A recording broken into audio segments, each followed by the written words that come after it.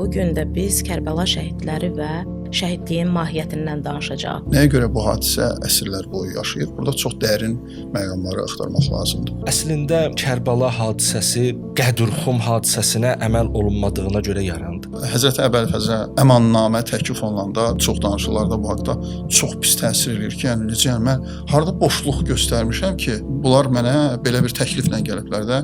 Yəni onlar başa düşməli idi axı mən bu təklifə hə deyən deyiləm. Və yaxud ümumiyyətlə bunu İmam Hüseynin yanında necə hallandırım ki, belə bir məktub olur falan.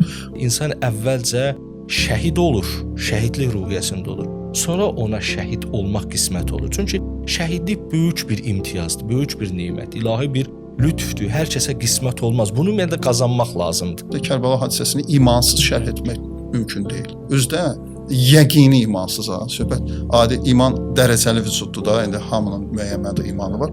Amma yəqin müstəvisinə çatmış imansız şərh etmək mümkün deyil. Sən hardan şərh edirsən, axsıyır bu.